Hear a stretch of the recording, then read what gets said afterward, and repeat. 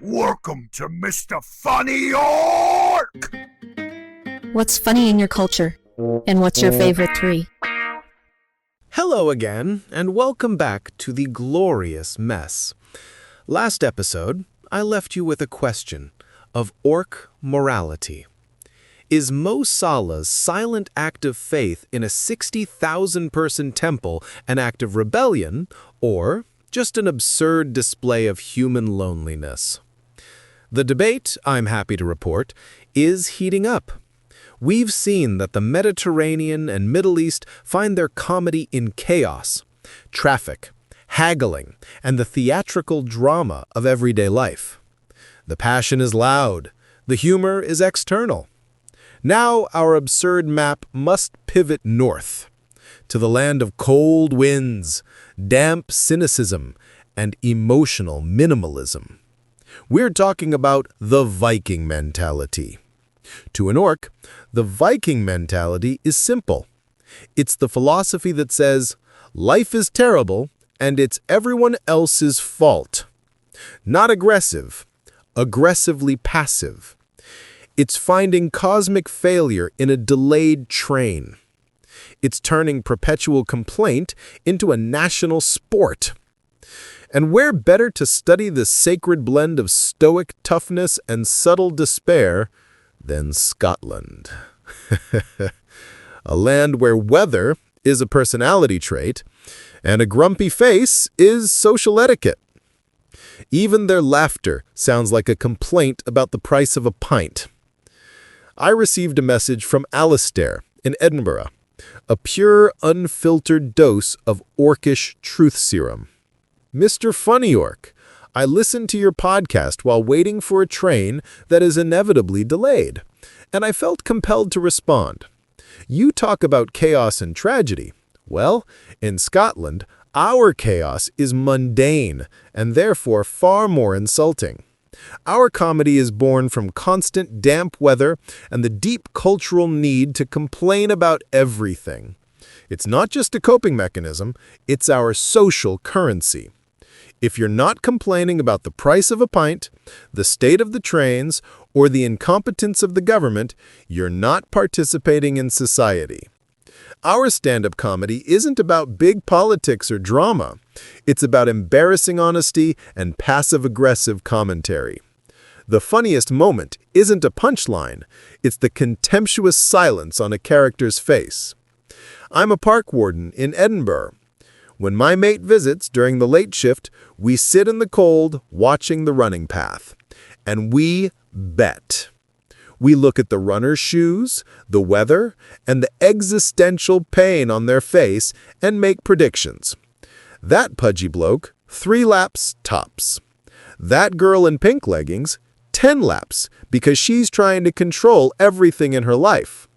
Betting on people's attempts to impose order on chaos through sport, that's our greatest pleasure. It's pure Scottish humor, silent observation, and quiet judgment. Our inseparable duo, complaining and the rain. One never happens without the other, guaranteed. As for the 3 characters that best describe this misery-soaked brilliance, Malcolm Tucker, Ron Swanson, and Shrek. Let's see what your little AI makes of that glorious mess. Cheers from cold, rainy Edinburgh, Alistair. Cairo was theater, but Scotland is a silent documentary. Amira haggled out loud. Alistair bets in silence. One external, one existential. Both beautiful. And those character choices, genius! Malcolm Tucker, the world's most eloquent cursor, rage against the failure of all systems. Ron Swanson, the American orc, a one-man army against bureaucracy, master of doing absolutely nothing. Shrek, rough on the outside, fragile within. Also, literally, an orc. Now, AI, what tragicomic findings do you have about our patient? The soul who chooses these characters has built their survival on emotional distance. They see politeness as weakness and solitude as strength. Their defense mechanism is an aggressive barrage of profanity and cynicism, for the only consistent truth in their world is that everyone else is an idiot. They find peace in silent observation, watching the system rot from within while ensuring no one gets close enough to touch them. Thank you, AI. So Alistair is basically a perpetually grumpy, solitary, yet correct genius. But there's a line between witty cynicism and dull cruelty. A few years ago, I was deep in a MOBA swamp on the European server. Someone realized I was Turkish, then typed, "You should die in earthquake." That's where passive-aggressive wit ends and raw stupidity begins. So what did I do? I didn't rage, I observed. I saw he was Scottish. I asked one question: why do you people wear skirts? He started typing paragraphs about clan culture, history, pride. I cut him off. No, because Scotland is the wife of England. Silence, cursor blinking. He quit the game. That, my friends, is a pure orc victory. Not brute force, but surgical cultural warfare. And that brings me to a truth about orc philosophy. Do you know why Vikings built fewer castles than other nations? For the same reason the Chinese built the Great Wall.